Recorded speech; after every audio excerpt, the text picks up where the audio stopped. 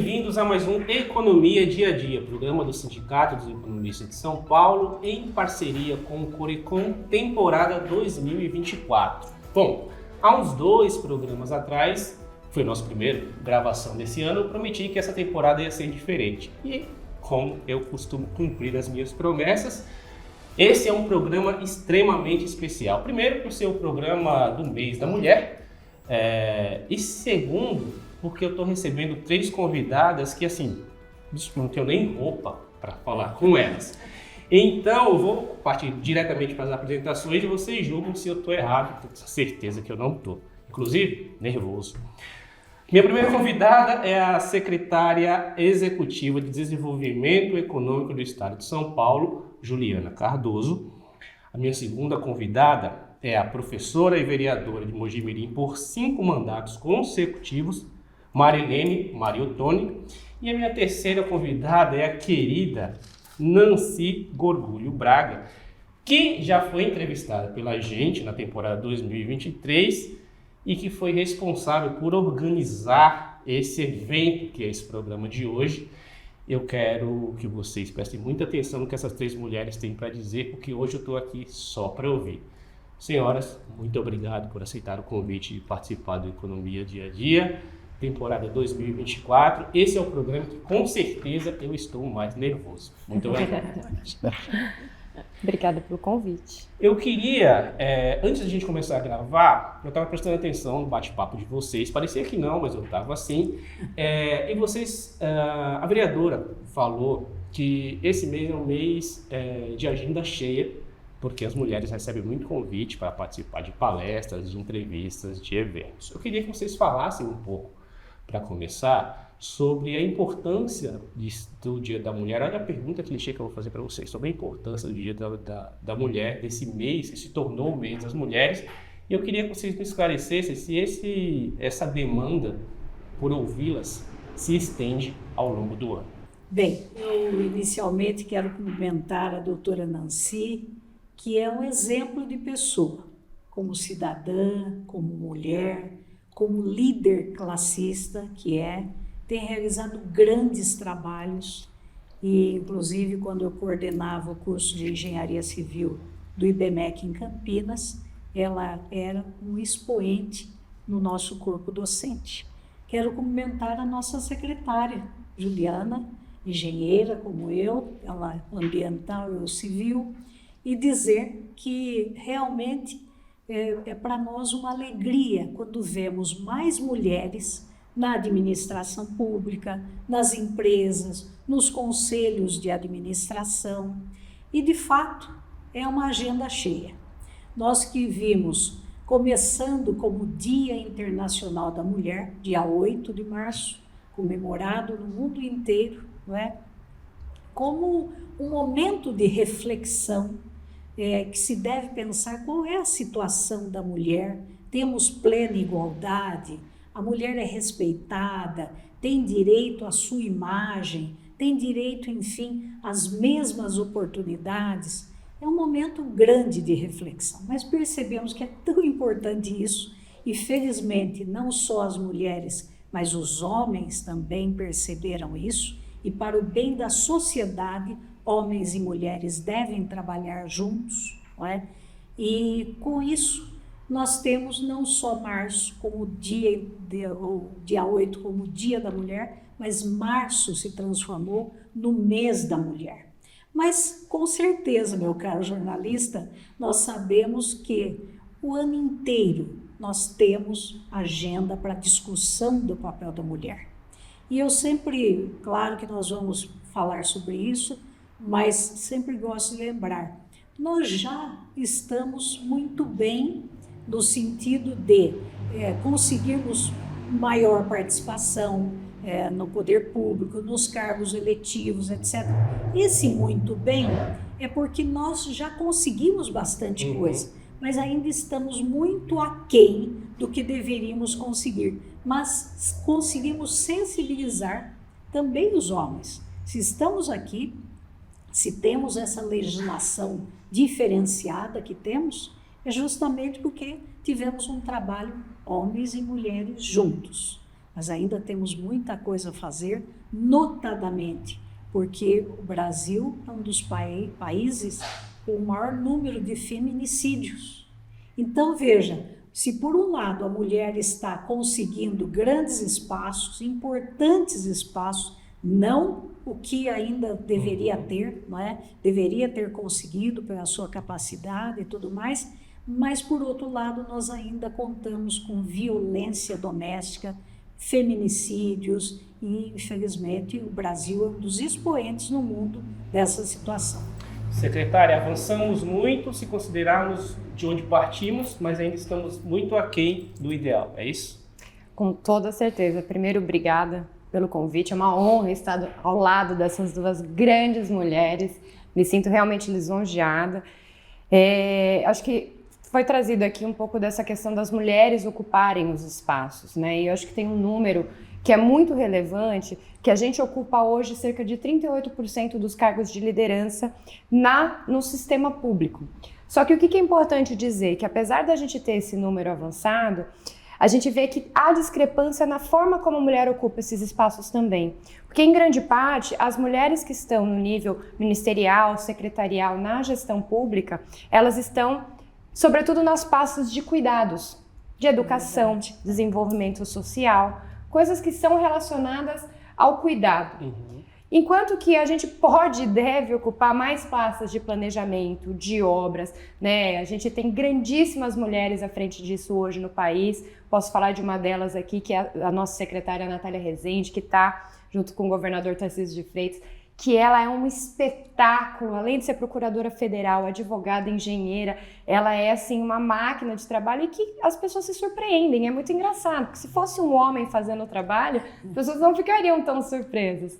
Mas enfim, eu acho que o que a gente tem que olhar não é só a forma, os números que a gente ocupa, que sim são relevantes, a gente avançou, mas ainda temos mais, mas aonde a gente está sendo inserido. Então isso faz diferença, né? Semana passada, estive num evento de tecnologia. Era uma competição de jovens no setor de tecnologia. E você vê que nessa área a gente tem menos mulheres ainda nos espaços de liderança. Que são as carreiras não mais do futuro, são as carreiras de agora, que já estamos com déficit de profissionais para o setor de tecnologia. E a gente ainda vê poucas mulheres nos espaços de liderança. Então, acho que a gente avançou. A gente vê que no lado político, cada vez mais você vê as pessoas buscando, eu vou votar em mulheres, homens dizendo, eu vou votar em mulheres, para colocar as mulheres nos espaços de poder. Isso faz diferença depois na colocação das pessoas nos seus cargos de liderança, mas também em outros setores. A gente fez um levantamento que cerca de quase 25% das empresas de tecnologia já possuem programas de retenção de talentos e empoderamento feminino dentro das suas empresas. Eu falei, o ideal é que a gente seja 99,9%, mas na verdade o que a gente quer é que a gente não tenha que ter esse tipo de incentivo e que na verdade a gente atinja a igualdade. A questão salarial é um ponto crucial também. E nesse levantamento, na área de tecnologia especificamente, trago esses números porque estão frescos aqui para mim, a gente tem uma diferença salarial para as mesmas funções de cerca de 63% entre homens e mulheres. Então, assim, ainda que a gente esteja trabalhando para incentivar, reter talentos, conseguir mais lideranças nesses espaços, a gente ainda tem essa discrepância salarial que não pode acontecer. Então, acho que a gente tem muitos caminhos a avançar no empoderamento feminino, mas eu falo essa palavra porque é uma palavra conhecida, mas na verdade a única coisa que a gente quer é igualdade. Uhum. Né? Então, eu acho que esse é o ponto central da nossa discussão e é isso que tem que ser colocado não só no mês das mulheres, mas durante o ano inteiro. Né? Nancy, ao longo da sua trajetória de vida, você já contou isso pra gente aqui no outro programa, mas especificamente ou especialmente a sua trajetória como diretora do sindicato, diretora do conselho, presidente do conselho, que você também foi.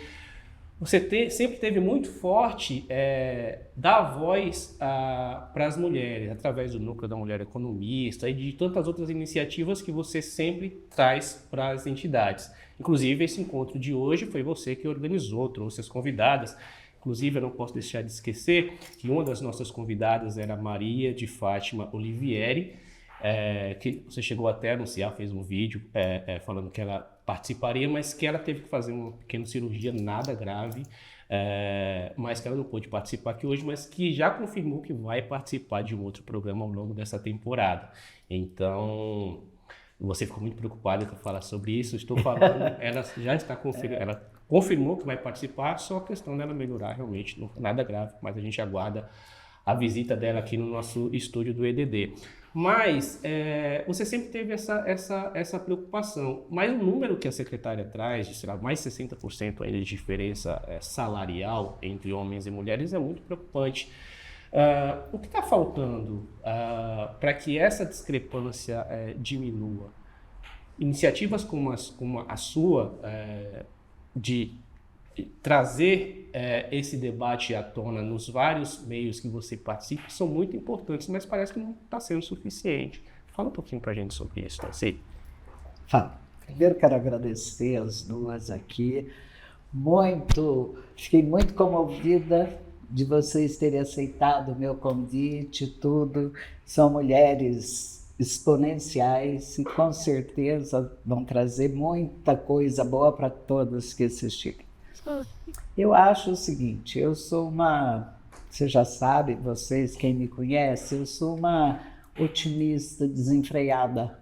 Eu só vejo o lado bom das coisas, sabe?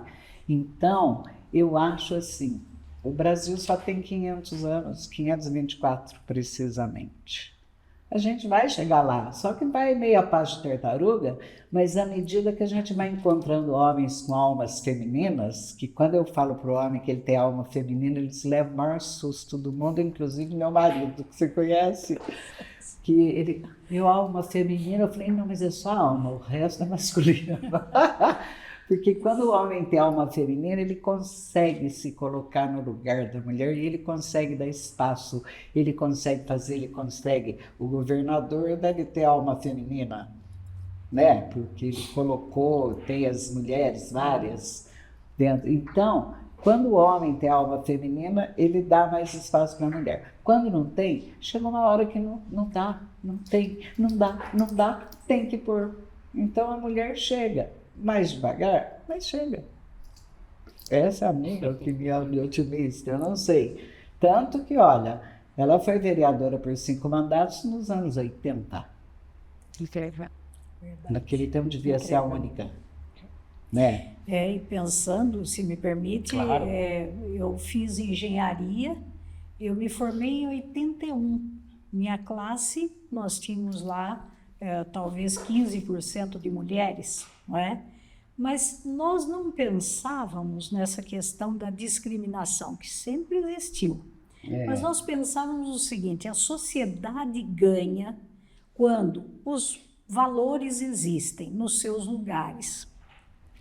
A mulher tem uma vocação para engenheira ambiental, para secretária, a Nancy, por exemplo, como economista, professora, excelente professora, e foi a primeira mulher a presidir o Conselho Regional de Economia Então, isso eu do ia Estado de falar, São chega uma Paulo. hora que né? não dá. E Então, vejam, eu fui a vai lá e primeira mulher ocupa. em 2010. Não teve Exatamente. nenhuma outra até hoje, mas chega uma hora que não dá, que a gente acaba... Alcança, né? E aqui a secretária é tão novinha, que Pois antigamente as secretárias Que eram também todas os mais jovens velhas. Eu achei que recebem. fosse mais velha. Quando eu falei, nossa, novinha. Também os jovens são discriminados, que isso é ruim. Lá no IBMEC, quando eu coordenava o curso de Engenharia Civil, eu procurava realmente incentivar a participação, não só, evidentemente, na área profissional, mas também na área política. Os jovens precisam se interessar mais. A política é a arte de governo dos povos, é diferente de politicagem, que não tem nada a ver, mas nós precisamos reciclar, oxigenar a política com a participação de jovens.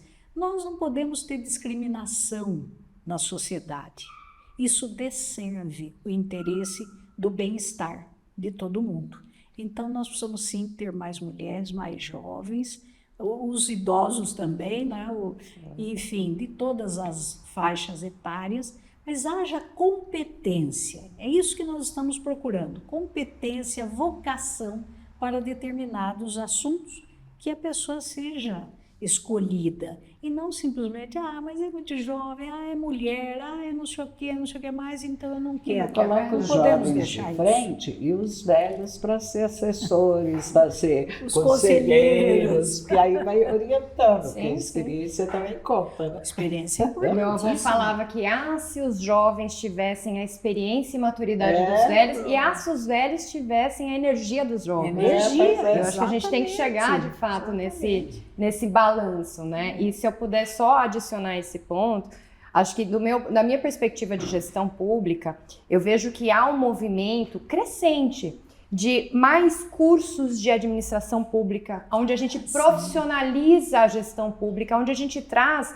essa oxigenada de jovens que estão interessados em fazer parte. Porque eu acho que a gente viu um gap ali, né? Um espaço, uma lacuna entre aquela visão de quem era servidor e estava buscando só a estabilidade e agora os jovens que vêm querendo mudar a gestão, querendo participar. Então a gente vê movimentos, né? Eu vou dar um exemplo aqui que para mim, sim, é um movimento incrível de uma outra mulher sensacional, que é a Joyce Toyota, que trouxe o Vetor Brasil. Né, hoje eles mudaram, se juntaram com o Instituto Gesto e agora estão até lançando um novo nome. Mas o que eles fizeram? Pegaram jovens estudantes e começaram a trazer para dentro da gestão pública através de programas de trainee. Então ele vinha no governo, conhecia diversas áreas, ao passo que, né, ao mesmo tempo eles faziam uma pós-graduação, um curso focado na gestão pública. Isso já introduziu diversos jovens dentro dessa estrutura. Então a gente vê hoje, né, até ali na Secretaria de Desenvolvimento Econômico, a gente tem diversos jovens que estão ocupando os espaços de liderança, que estão buscando entregar algo para a sociedade. Então eu acho que essa lacuna tem sido preenchida com jovens, mas é importante dizer e valorizar muito a experiência. Né? Eu brinco que o nosso secretário Jorge Lima, assim, para mim é um presente que eu ganhei na minha vida, que ele é um cara não só excepcional, mas ele faz muito isso, Nancy, de instruir, de apoiar. Então ele com uma experiência, foi CEO de mais de 10 grandes empresas, ele traz essa visão dele, com a experiência toda de vida. Em compensação, eu trago muito, já estou há 10 anos na gestão pública, então trago um pouco mais disso. E a gente tem um casamento perfeito ali nessa questão da secretaria, porque ele vem com a experiência, eu venho com essa parte mais da técnica, da gestão, e a gente se complementa. Então, por conta dessa experiência até, uma informação que a gente tem se debruçado enquanto Secretaria de Desenvolvimento Econômico é a participação dos sêniores na economia, como que a gente também, e a gente vê uma tendência que é muito relevante.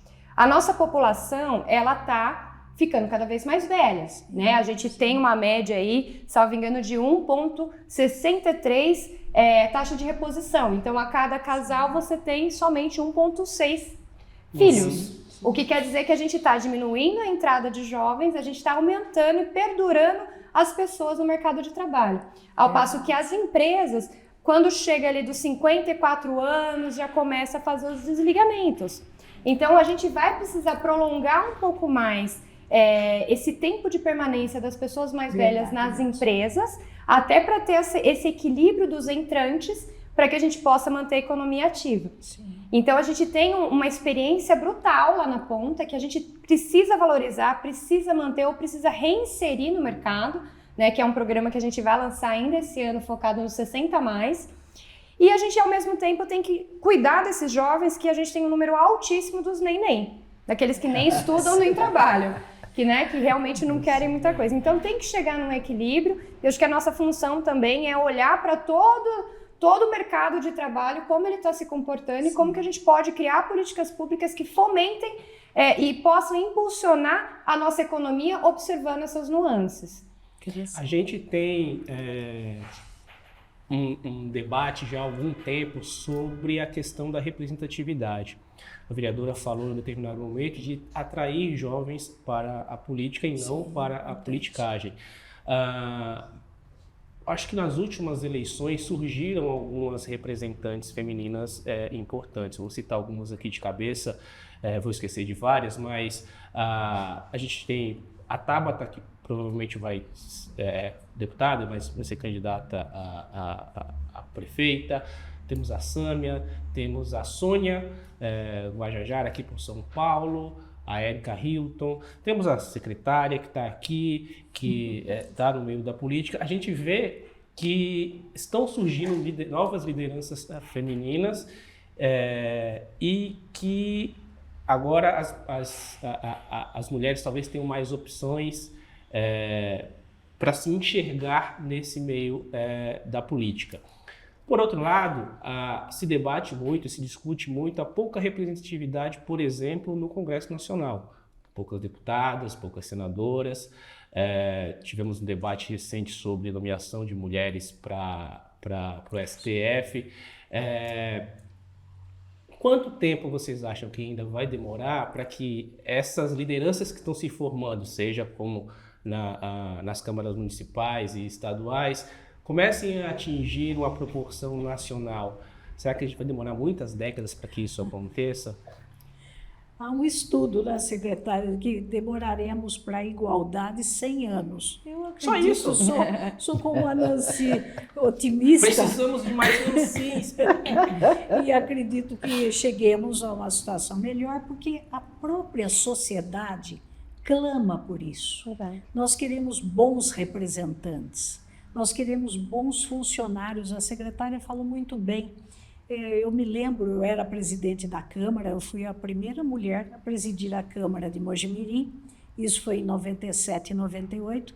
Vejam, Mojimirim é de 1769, só em 1997 é que teve uma mulher presidindo a Câmara, não é? Mas eu me lembro que o governo federal foi aprovado pelo Congresso uma emenda constitucional prevendo o quê? Cursos para funcionários públicos. Por quê? Precisamos profissionalizar. E nós temos que deixar de lado, porque isso não é verdade, deixar de lado aquela imagem que temos. Não, o funcionário público só quer isso, só quer aquilo, e não produz. Nós temos excelentes funcionários públicos, mas nós precisamos profissionalizar. Talvez com isso, com a profissionalização, com a valorização da função, com a melhoria de cargos, salários, carreira, talvez tenhamos mais gente indo para a administração pública, porque a administração pública é essencial. Não estamos mais naquela época que podíamos chegar numa praça, olha, vocês querem A ou B? Votem A. Agora não dá, não é? Nós temos que ter o executivo, a Câmara Municipal. Também, porque o presidente aqui, ele é funcionário do Banco do Brasil. Verdade. Ele falou para a gente aqui hoje, ele falou, olha, o banco até me deu o dia, mas vai descontar. E ele falou, então eu vou ter que voltar para trabalhar. Ele é funcionário público. Há pouco tempo atrás, o funcionário público... né? Mas não todos, Nancy, você não vai lembrar. lógico, não, porque, mas então, era diferente do que ele falou hoje. Hoje entendeu? eu acho que há uma profissionalização, uma valorização do funcionário. E é claro, meu caro, nós sabemos que a participação feminina no Congresso, nas câmaras municipais, enfim, em geral, ainda é muito pequena, não é, secretária? Precisamos melhorar isso. Mas eu gosto sempre de dizer, as pessoas devem votar nas mulheres? Devem.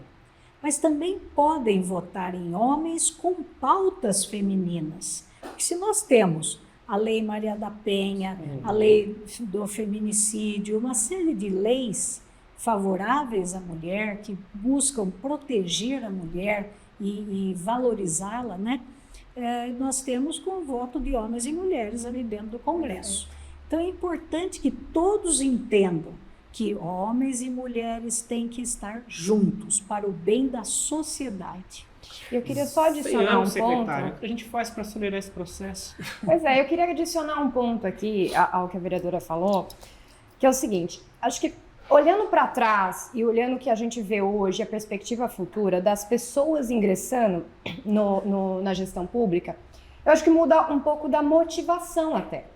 Porque antigamente o funcionalismo, a busca por estar no público, era muito a cabeça antiga mesmo de buscar o quê? Estabilidade. Né? Você faz um concurso, você tem a estabilidade, é aquilo que eles estavam buscando. Hoje a gente vê que os jovens que estão ingressando na carreira pública, eles buscam propósito.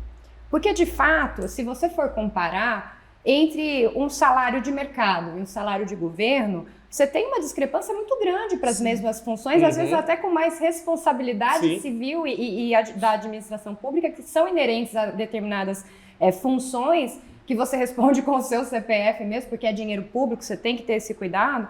Então você vê muitos dos jovens ingressando pela paixão, pela vontade de transformar. Então acho que isso é uma diferença que está trazendo sim mais talentos, porque as pessoas que, em geral, que estão entrando falam, não, eu quero contribuir para a sociedade, e eu acho que esse é um espaço, o executivo, por exemplo, é um espaço. Então eu acho que isso é um adicional. Agora, trazendo também mais um ponto que a Marilene trouxe, a gente tem que ter esse equilíbrio de fato, né? Uma notícia muito importante, extremamente relevante que a gente lançou na sexta-feira passada, no Dia Internacional da Mulher, com o governador Tarcísio de Freitas e com a nossa secretária Sonaira. A secretária, em primeiro lugar, né? Nancy falou do governador, nós temos a primeira secretária de políticas para mulheres do estado de São Paulo. Quando eu citei na história do estado de São Paulo. Eu esqueci da Sonaira, perdão. Sonaira, que é uma vereadora muito ativa, está secretária, uma secretária que tem sido espetacular na articulação, né? Porque acho que o ponto central da secretaria dela é equalizar as políticas. É pegar e falar com o DERIT, que é da Segurança Pública, para trazer mais resultado, é falar com a gente para trazer crédito para as mulheres, emprego, inclusão produtiva, é falar com cada um dos setores. E por conta dessa conjugação de esforços, na sexta-feira passada, para a gente assim, foi extremamente simbólico o dia. Por quê? Nós conseguimos aprovar e o governador publicou o decreto, assinou o decreto onde vai dar aluguel social para as mulheres vítimas de violência, para que elas tenham a oportunidade de sair daquele ambiente que está trazendo ela, né, em toda essa situação e ter autonomia. A gente lançou mais delegacias das mulheres, então foi uma quantidade bastante expressiva. Foram abertos mais abrigos das mulheres, casas das mulheres espalhadas em todo o estado. Um aplicativo que foi atualizado, que está incrível também, onde a mulher que foi vítima de violência e tem a sua medida protetiva, onde tem a tornozeleira eletrônica do abusador, enfim, do responsável pelo crime, que por geolocalização, quando ele chega no raio da mulher, o determinado raio estabelecido pela justiça, ele imediatamente ativa a polícia. Isso reduz e tende a reduzir a reincidência, porque o feminicídio acontece, né, numa série em geral, né, os dados dizem, que após uma série de eventos que acontecem. Então, isso também vai ajudar a mulher, no aplicativo consegue pedir socorro imediato. Então, de novo, foi a sensibilização do próprio secretário DERIT, junto à Sonaira, junto ao governador, junto à nossa primeira-dama Cristiane, que é espetacular, uma mulher extremamente dedicada, que tem ajudado muito o governador a fazer essas políticas para as mulheres. Então, é essa conjugação de esforços, de fato. E quando a gente sensibiliza o secretário de segurança para fazer tudo isso, para colocar, elas treinaram todo um corpo técnico da Polícia Militar feminina para atender essas ocorrências, para conseguir captar. Acho que muitos de vocês viram aquela notícia de que a mulher simulou um pedido de pizza, né, para poder pedir socorro. Enfim, todas essas mulheres atendentes do Copom foram treinadas também para ter um atendimento mais humanizado. De novo, isso não é uma política feita só por mulheres, e tem que ser feita por todos. Né? Tem que ser essa sensibilização de toda a sociedade da importância da mulher na participação dessas construções, das políticas públicas, da política institucional, que é extremamente importante para a gente, da política privada empresarial. Então tem que ser uma conjugação de esforços. Eu não acho realmente que falar aquela palavrinha de empoderamento de fato é só trazer a mulher. Não, a gente quer participar da sociedade assim como os homens participam. Tem que trazer a temática da mulher, né? Tudo aquilo que for de interesse da mulher. Eu consegui, lá em Mojimirim, no meu primeiro mandato, após 4 anos de luta, levar a Delegacia de Defesa da Mulher. E durante todo esse tempo, foi em 92, 91, 92 que foi implantada, durante todo esse tempo, a gente via notícias de, olha, talvez tenhamos que fechar as delegacias, e hoje a gente vê o governador Tarcísio tentando abrir novas, não é? E também o governo federal determinando que tenhamos 24 horas, porque é um problema sério a violência contra a mulher. Então, tudo isso, nós estamos dando passos importantes, mas com muita luta. Por isso que eu sempre valorizo o papel do cidadão. O papel da cidadania é fundamental para a melhoria das condições para a própria sociedade, né? Nós temos que ter pessoas mais atuantes e, com isso, nós vamos conseguir uma sociedade melhor. Mas todas essas ações são importantíssimas. Mas é isso que eu ia falar. Que bom que nós tivemos esse programa e quanta notícia boa que você trouxe para o mês da mulher. Sim. Que isso tudo corra, que todas fiquem sabendo, que seja muito divulgado depois na divulgação, porque é muita coisa boa que está acontecendo para a mulher, né? Sem dúvidas. Muito bom. Não, e acho que, de Parabéns, novo, assim, a gente tem que ter uma todos. visão sempre de ponta a ponta, né? Entendendo qual a jornada do cidadão beneficiário das políticas públicas. Então, uma coisa é a gente atender o urgente, né? A vereadora também trouxe a questão do boletim de ocorrência. Agora o aplicativo faz o boletim de ocorrência imediato, já manda para a justiça, que vai emitir com muito mais agilidade as medidas protetivas, enfim, é uma série de ações. Mas e depois? Né? Ela foi para casa, ela precisa de autonomia. A gente entrou pela Secretaria de Desenvolvimento Econômico, tanto pelo Banco do Povo com linhas de microcrédito, mas também com a Desenvolve São Paulo, que é uma linha para um empresário um pouquinho maior, com 200 milhões de reais de crédito para as mulheres, ou seja, para dar autonomia. A gente está agora esse mês, só para as mulheres, com 5 mil vagas de emprego já abertas, prontas para as mulheres serem plugadas ali, né? Dependendo das competências, possam ser encaminhadas. A gente lançou 6.500 vagas de cursos de qualificação, aqueles cursos mais curtinhos que conseguem colocar a mulher rapidamente no mercado de trabalho. E vejam, tem uma que eu acho incrível. É uma política afirmativa de uma empresa de gás que quer formar gasistas mulheres. São as mulheres que trabalham. Às vezes a pessoa nem imagina, pô, gasista, nunca vou fazer um curso desse. Mas é uma política afirmativa de colocar mulheres em outros espaços para garantir emprego. Então é uma política continuada, onde tem várias secretarias envolvidas para ir plugando. Eu acho que assim como é feito para as mulheres, a gente está olhando com todas as outras áreas, como é a economia para os jovens, como é a economia para os idosos, né? Essa economia prateada que está cada vez mais sendo falada. Tudo isso a gente tem que fazer sempre uma visão 360 graus mesmo.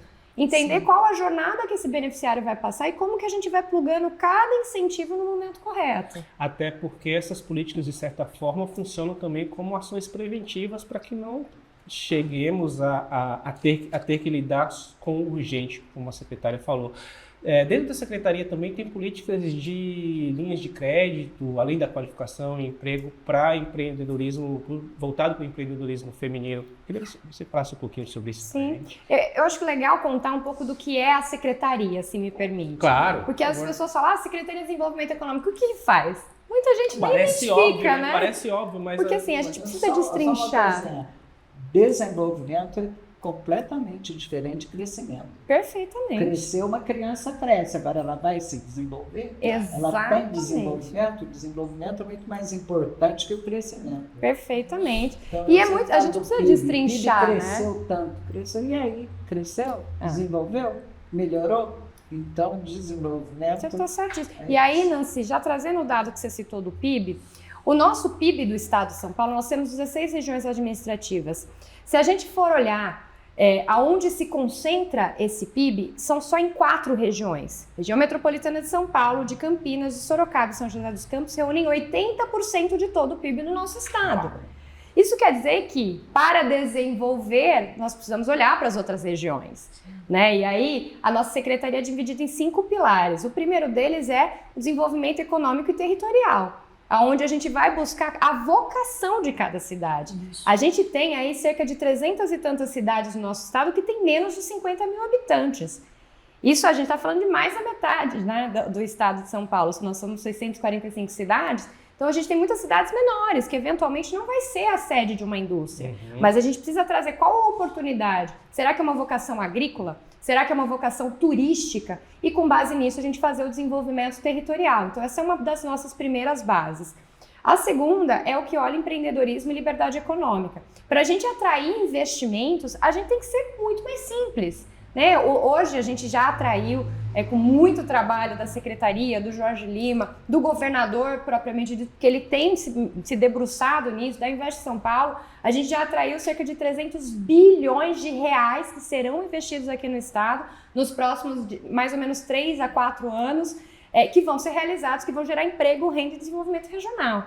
Então, esse é o segundo ponto. E junto com ele, o Facilita SP, que vai trazer a desburocratização, um processo muito mais simples de abertura de empresas, onde a gente classifica o risco da atividade econômica e aquilo que for baixo risco não precisa de nenhum tipo de licença. Então, essa facilitação é muito importante. O terceiro ponto é a qualificação profissional. A gente precisa entender qual é a demanda de mercado. A gente tem muita gente desempregada, mas que muitas vezes não tem a qualificação necessária do mercado.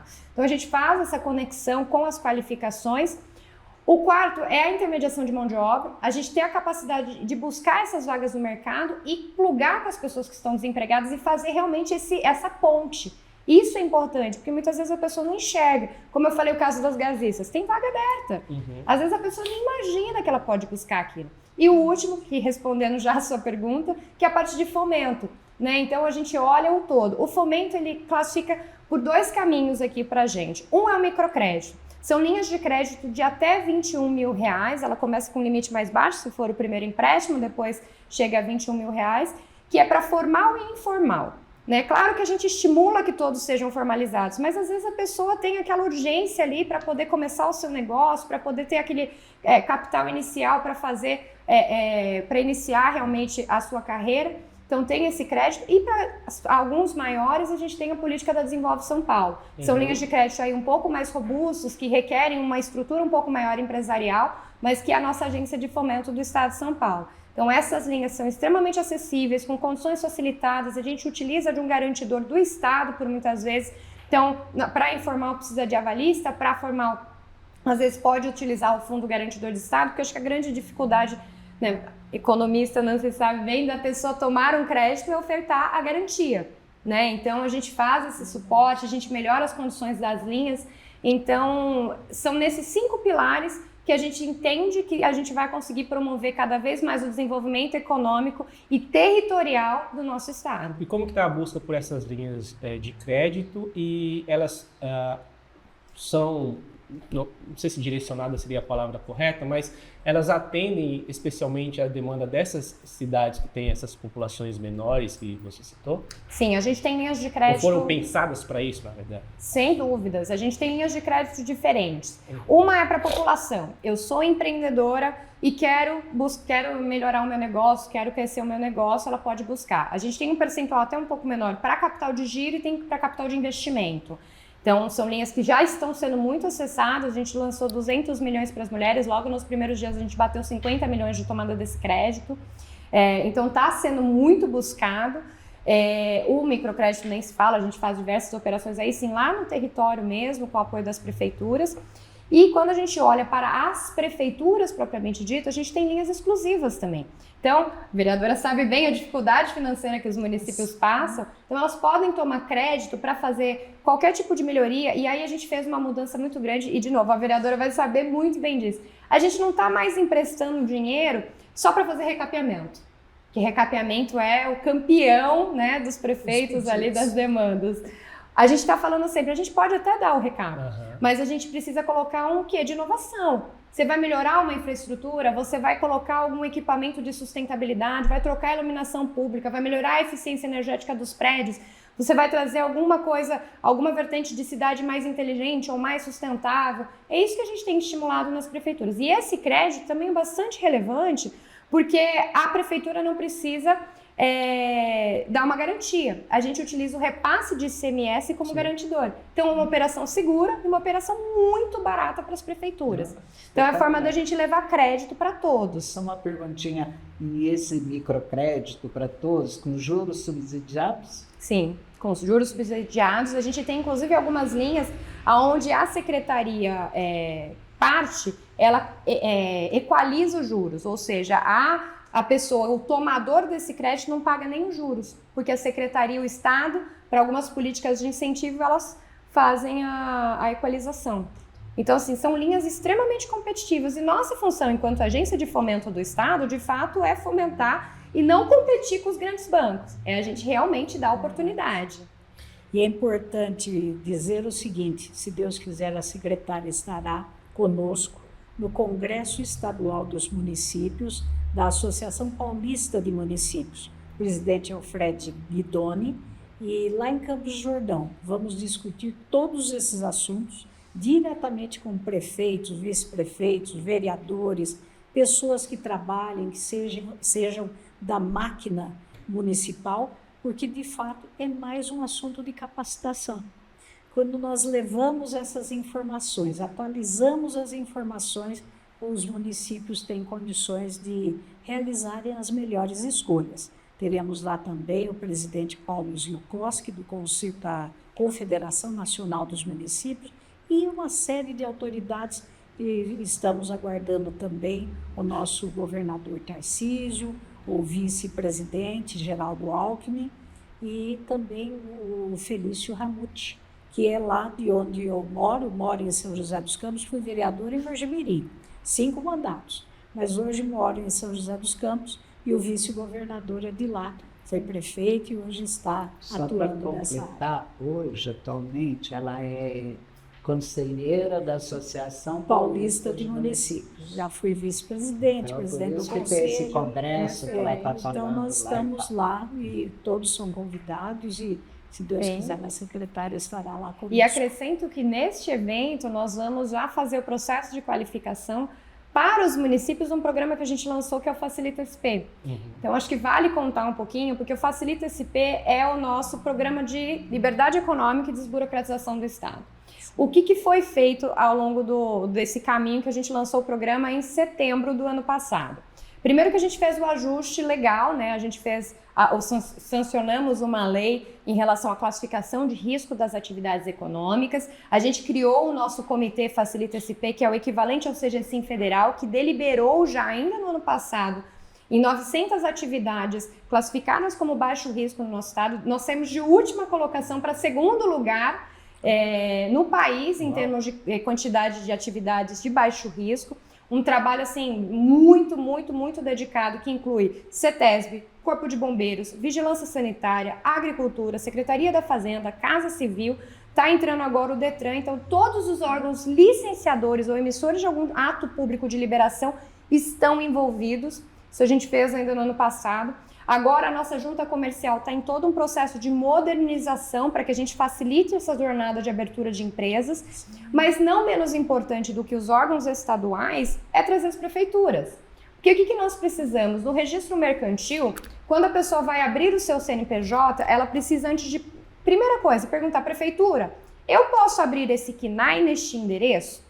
É a primeira pergunta que se faz, depois você começa o processo. Então a gente precisa engajar as prefeituras a fazer essa leitura, né, do seu zoneamento econômico ou do seu uso e ocupação de solo de maneira automática. Isso hoje demora cerca de 7 dias, é a média. A gente vai passar 15 segundos, é real time, assim, imediatamente a gente já cruza a informação. A gente já ganha muito tempo na desburocratização. Essa é a primeira fase. Aí abre o CNPJ com a Receita Federal do Brasil, tira a inscrição estadual para aquelas atividades demandadas e vai para a inscrição municipal, que é um outro ponto que a prefeitura precisa fazer parte. Então, a inscrição municipal também vai ser automatizada, seja via sistema já existente, ou a gente está ofertando, junto com a Receita Federal, um sistema para as prefeituras conseguirem fazer. A recomendação já há anos é que as prefeituras possam utilizar o próprio CNPJ como número de inscrição municipal para facilitar a burocracia. E por último, os licenciamentos. Então a gente lança os licenciamentos estaduais, mas também quer ter os licenciamentos municipais. Então o que nós vamos lançar é esse módulo para os municípios, onde de acordo com em que momento ele está dessa trajetória, ele vai ser reconhecido com selos. Selo bronze, prata e ouro. E também vai ser reconhecido com as suas inovações. Ah, é uma competição? Não é uma competição. Qual o objetivo da gente criar o selo? Primeiro, estimular com que as prefeituras saibam a jornada que eles precisam acessar para ser padrão ouro, mas para o cidadão. Porque quando o cidadão for abrir a sua empresa em Mogi-mirim, ele vai saber se eventualmente a prefeitura é padrão bronze, ele ainda não vai contar com a inscrição municipal automatizada. Se ela for padrão ouro, o processo é rápido, vai ter ali de ponta a ponta. Então é uma transparência para o cidadão também em relação ao processo. E facilita até para ele cobrar os prefeitos a eficiência, né, da máquina pública. Exatamente. Né? Eficiência. Então não percam, dia 14 e 15 estaremos também no Congresso para apresentar essa solução para a cidade. 14 e 15 deste mês, essa semana. Isso aí, nós iniciamos o Congresso hoje e, aliás, eu estou aqui pelo convite da doutora Nancy, porque deveria estar lá no nosso congresso. Mas, se vai Deus sair quiser, daqui a daqui. pouco eu saio para ir a Campos do Jordão e nosso congresso vai de hoje, segunda-feira, ao dia 15, sexta-feira.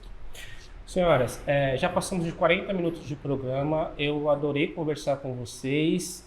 Infelizmente, a gente tem que acabar, porque todo mundo tem compromisso. Passaria o resto da tarde conversando com vocês. Mas a vereadora já deu uma indireta aqui, a governadora, a secretária tem a agenda dela, a Nancy tem que fazer depois. Eu queria que vocês passassem uma mensagem final para a gente poder encerrar esse programa tão especial do mês das mulheres. Bom, eu quero novamente agradecer o convite da doutora Nancy e a companhia, que muito acrescentou ao nosso debate. A nossa secretária, que está preparadíssima para fazer o trabalho que está fazendo. Eu fico sempre preocupada com os municípios e acho que os municípios têm muita coisa ainda a realizarem, mas terão um apoio forte no trabalho da sua secretaria. E quero mandar um abraço a todas as mulheres. Mandar um abraço desejando que realmente tenham respeitados os seus direitos, que nós consigamos alcançar a igualdade de oportunidades, mas isso nós só vamos fazer junto aos homens. Nós temos que ter independência, temos que ter iniciativa, não podemos ter medo do protagonismo, mas evidentemente que essa união é muito produtiva para que nós alcancemos o bem-estar da comunidade. Então, feliz Dia das Mulheres, que foi dia 8, mas mês das mulheres, e que tenhamos sempre essas reflexões importantíssimas. Quero cumprimentar o Sindicato dos Economistas e também o Corecon por essa iniciativa e que, de fato, apoiem esta grande liderança que é a doutora Nancy, para que nós possamos ter novos debates como esses. Muito obrigada. Secretária, você viu que eu cometi um ato falho, falei governadora, mas foi um ato falho com baseado nas minhas excelentes impressões e também no currículo que eu li antes de começar o nosso bate-papo. Então foi um ato falho peronomútil. Por favor. Obrigada. Quero agradecer também a querida Nancy, ao sindicato, ao Corecon, a todos que estão nos assistindo, toda a equipe que está aqui, que vocês não veem, mas estão aqui dando suporte. É uma honra estar aqui. A nossa vereadora, sim, é sempre uma aula e eu gosto muito, né? Aquela fala do meu avô, da gente escutar a experiência, eu levo isso muito para a minha vida. E para mim é uma honra sentar do lado dessas duas grandes mulheres, aprender um pouquinho hoje, mas mais do que isso, a gente poder trocar e crescer, né, juntas nas iniciativas. Para a gente, Estado de São Paulo, enquanto gestão pública, nossa intenção de fato é ser um governo 3D. Que é o que o governador Tarcísio sempre nos traz. É um governo que busca o desenvolvimento através do diálogo para promover a dignidade. E esse é o nosso lema de trabalho, é isso que nós buscamos todos os dias. Então, quero agradecer demais a oportunidade, deixar um abraço do governador, da nossa Cristiane de Freitas, que eu reitero que é uma grandíssima mulher. Quem não conhece, precisa conhecer o trabalho da Cris, o nosso secretário Jorge Lima e todo o time da Secretaria de Desenvolvimento Econômico. Nós estamos à disposição de todos para continuar promovendo o desenvolvimento na ponta, nos municípios, mas com muito diálogo. Então, estamos sempre à disposição de todos. Muito obrigada. Nancy? Bom, quando eu estava pensando o que fazer do Dia da Mulher, eu costumo parar, pensar, fazer uma oração. Eu choro à toa. E pedi uma direção, o que fazer. E me veio esse bate-papo. E eu falei, eu vou convidar as mulheres, um amigo muito grande que deu o seu contato, o Gil, agradeço, Gil, depois eu agradeço pessoalmente. E eu falei, eu quero uma da política, uma da economia e uma da educação, que eu acho 3 pilares importantíssimos. Você, desenvolvimento econômico, não é economista, não, né? Eu vi pelo currículo, mas é desenvolvimento econômico, e a economia está mais embrenhada em você do que em todos nós. E a da educação, que ela leva as carreiras internacionais, todos os estudantes aqui, tudo, e ela roda o mundo, espetáculo, mas outro dia ela vem.